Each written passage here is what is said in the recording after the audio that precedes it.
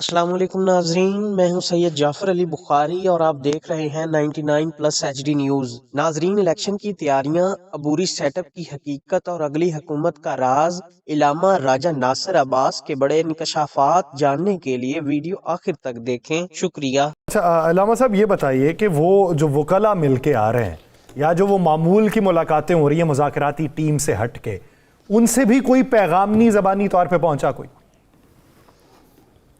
देखिए, अभी मुज़ाकरात एक अहम काम है।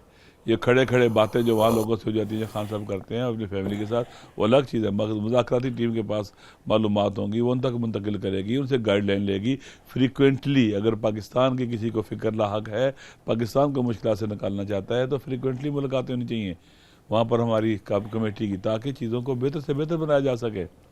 अगर हुक्मरान चाहते हैं तो, अगर पाकिस्तान को ऐसे ही मुअल्लक रखना चाहते हैं फ़ज़ा में, मज़ीद तबाह बर्बाद करना चाहते हैं, तो फिर आप देख लेंगे, फिर ये खुद जिम्मेदार होंगे उसके। फिर पाकिस्तान को कोई भी नहीं निकाल सकेगा दलदल से। ये वहाँ पहुँचा रहे हैं इसको कि हम दो तरफ से दो दुश्मनों के बीच में आ रहे हैं और दो सूबों भी इसी तरह से सूरत हाल डिस्टर्ब है वहाँ पर। तो पाकिस्तान को कानून और आइन के मुताबिक चलाना है। किसी एक बंदे की मनशर मर्जी के पाकिस्तान नहीं चल सकता। ना पाकिस्तान का आइन और कानून इजाजत देता है, ना कभी इस तरह से मुल्क आगे बढ़ता है। मजीद दबाव बर्बाद होगा ये। अच्छा लामा साहब, जब पहली मुलाकात आपकी हुई, कुछ देर के लिए हुई मुज़ाकराती कमेटी की इमरान खान साहब से, तो खान साहब ने क्या ये दो मुतालबात ही कहे थे या कहा था कि इन दो मुतालबात के बाद आप बाकी चीज़ें रखेंगे? खान साहब ने जब हम जाके बैठे ही ना, तो सबसे पहले किसी ने कोई बात नहीं की थी सलाम अलैह कोई। उन्होंने कहा कि ये जो बातें चल रही हैं कि बनी गाला में हाउस अरेस्ट हो जाओ या कहीं और चले जाओ, बिल्कुल नहीं है। मैं बिल्कुल इसको बात नहीं मानता हूँ। इंसल्ट फील करते थे वो इसके लिए। और दूसरा उन्होंने कहा कि जब तक मेरा एक सियासी कैदी भी जेल में है, मैं बाहर नहीं होगा। ये बेवफाई है। वो एक सत्र लिख के दे देते ना, एक बयान दे देते, हमारा इमरान खान से ताल्लुक़ नहीं हो, बाहर आ जाते। वो जेल में हो और मैं बाहर आ जाऊँ इस तरह से, हरगिज़ ऐसे नहीं होगा। दूसरा उन्होंने कहा कि आप ये मुतालबात करें उनसे। और तीसरा ये कहा कि जो सेवल्ला फरमाने की तहरीक है, ये बिल्कुल मैं ख़त्म नहीं करूँगा। इनका देखूँगा इनका रवैये क्या हैं, किस तरह से हैं। लिहाजा अपनी मुज़ाकराती कमेटी की रिक्वेस्ट की बुनियाद के ऊपर उन्होंने कहा ठीक है, मैं 31 जनवरी तक देखता हूँ। इन्होंने कहा हमें टाइम देना चाहिए, बिलाकर हमारे पास टाइम होना चाहिए, ताकि ये पता चले कि अब 10-15 तारीख की जो डेट थी उससे आगे बढ़ा जाए। तो इमरान खान साहब ने 31 तारीख कर दी। और फिर उन्होंने कहा कि जहाँ तक मेरा ताल्लुक है, मेरे ऊपर जिन्होंने अटेम्प्ट करवाई है असैसिनेशन की, कत्ल करवाने की, मैंने माफ़ कर दिया उनको। मैं अपने हवाले से किसी को कुछ नहीं कहूँगा। यानी उसने बड़े बड़े बंदे वाले बड़ा गुड जेस्चर दिखाया। और जैसे एक बड़ा आदमी बात करता है ना, उसकी तरह बात की है। वो वाकई एक बड़ा आदमी है। वो जेल में वहाँ कैदी नहीं लगता है। वो एक पुरउम्मीद इंसान, ना उम्मीद नहीं है, वो हौसले में, हिम्मत में, उसको नहीं तोड़ सके ये, और खुद टूट गए हुए हैं ये। अच्छा, अलामा साहब एक चीज़ और समझाइएगा, वो जो हाउस अरेस्ट वाली बात है वो किसने की? दूसरी बात कि इस हुकूमत के साथ मुज़ाकरात करने के लिए तैयारी पहले नहीं थी। मुज़ाकरात के लिए तैयारी पाकिस्तान तहरीक इंसाफ या अपोजिशन ने की, तो फैसल चौधरी साहब के बकौल ये मुज़ाकरात भी किसी ना दिखाई देने वाले मुज़ाकरात का नतीजा है। तो क्या कहीं और भी मुज़ाकरात हो रहे हैं? जैसे पाकिस्तान जैसे मुल्क में आप सारे जानते हैं, हम इनकार करें तो जिहाद करें, आप जानते हैं, आप तो माशाल्लाह बहुत समझदार पढ़े लिखे दोस्त हैं। राना साहब भी बैठे हुए हैं, सारा मालूमात है सबको। कोई कह सकता है कि ऐसे नहीं होगा? कोई कह सकता है? उनकी कोशिश नहीं होगी कैसे हो जाए। लेकिन खान साहब ने क्या किया है, सियासतदानों को मौका दिया है, हुकूमत को मौका दिया है, इनकी इज्जत रह जाए। ये क्या देखिए ना, पाकिस्तान के अंदर एक आइन है, कानून है। सियासत को और सियासतदानों को इतना ही खत्म कर देना भी ठीक नहीं है कि जीरो हो जाए और तमस्खर उड़ाया जाए फिर इनका। पाकिस्तान के अंदर बिलाखिर पाकिस्तान सियासतदानों ने बनाया है और सियासतदानों ने पाकिस्तान को लेकर आगे बढ़ने चलाना है। जहाँ एक हिज़्ब इक़्तिदार है, वहाँ हिज़्ब अपोजिशन भी होनी चाहिए। अगर अपोजिशन ना हो तो खुद बनानी चाहिए पोजीशन, ताकि मुल्क चल सके आगे। एक तनहा पहलवान खाड़े में नहीं लड़ा करता, उसके मुकाबले में दूसरा पहलवान भी होता है, फिर कुश्ती होती है।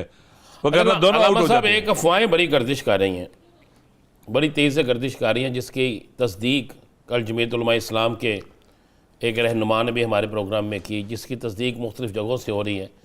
ये निगरान सेटअप कोई नया आ रहा है, पूरी सेटअप, आप इस्लामाबाद में अहम हलकों में बैठते हैं, उठते हैं, इस पार्लियामेंट हाउस में जाते हैं, आपके पास में इंफॉर्मेशन होती, कोई ऐसा काम हो रहा है?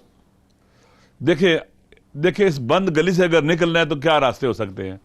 या फार्म 45 से फार्म 47 तक जो गए हैं उसको वापस लाया जाए, फिर जाके निकल सके, क्योंकि अवाम के एतमाद के बगैर जो अवाम की राय से हुकूमत ना बने वो भी कमज़ोर होती है। या ऐसे निकलेंगे या फिर नया सेटअप बनेगा जो इलेक्शन कराएगा, free and fair fresh election कराएगा। तो ये दो रास्ते का तीसरा रास्ता कौन सा हो सकता है, मुझे आप बताएं।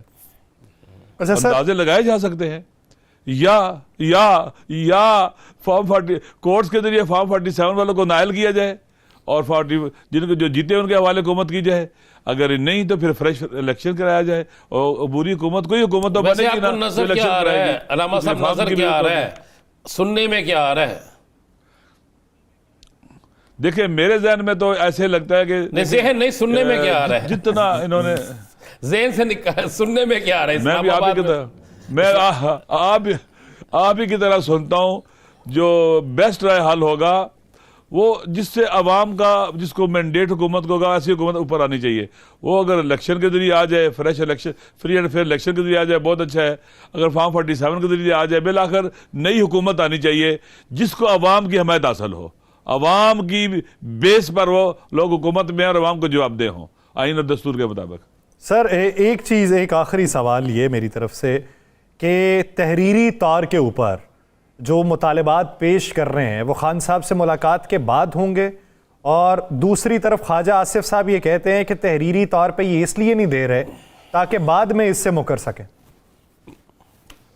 देखिए बात सुने, पूरा पाकिस्तान सुन रहा है, ये तो दूर की कौड़ी लाए हैं ख्वाजा साहब ना। देखें पूरा पाकिस्तान सुन रहा है, जो लोग मुज़ाकराती कमेटी में हैं, हम लोग सारे कह रहे हैं कि मुतालबा क्या है, 9 मई 2023 और 26 नवंबर के बारे में जुडिशल कमीशन बनाया जाए जो तहकीकात करे, दूध का दूध और पानी का पानी हो, और जो सियासी कैदी हैं जेलों के अंदर मौजूद हैं इनके ट्रायल में रुकावट खड़ी ना करें और उसको मंतकी जाम तक पहुंचने दे।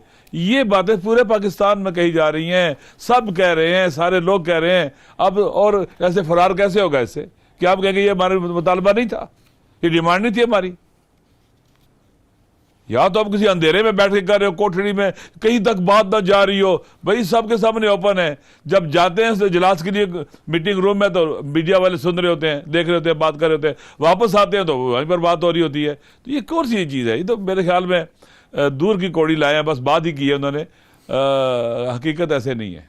अच्छा अलामा साहब, जब आप मीटिंग में जाते हैं, जो दूसरी मीटिंग हुई उसमें पाकिस्तान पीपल्स पार्टी भी थी, बाकी सियासी जमातें भी थी, किस सियासी जमात का आपको रवैया ऐसा लगा कि जो चाहती है कि मुज़ाकरात के जरिए हल निकले? ये मेरे ख्याल में पीपल पार्टी भी चाहती है, बाकी जो जमातें वहाँ पर बैठती हैं सारे चाहते हैं, ऐसा नहीं है कि वो ना चाहते हों। जो अलाइज हैं उनके किसी ने भी मुखालफत नहीं की, बल्कि उनको नसीहतें भी की कि भाई आप जरा हाथ खुला रखें, जो पंजाब के अंदर MNAs और MPAs के ऊपर प्रेशराइज करते हैं, उठाते हैं, उनके घरों को ख़राब करते हैं, कारोबार तबाह करते हैं, ये ना करें, रोक दें। ये बाकायदा कहा गया, इनका जेन्युइन इनकी बात है। आप इसको ये नहीं, उन्होंने हिमायत की वहाँ के जो इनके दूसरे अलाइज हैं जो वहाँ बैठे हुए थे। अच्छा तो सारे थके हुए हैं पाकिस्तान सारे थके हुए हैं, थक चुके हुए हैं। ठीक है सर, पाकिस्तान पीपल्स पार्टी क्यों बयानबाजी कर रही है ये हुकूमत के खिलाफ, उसके पीछे की वजूहात क्या है?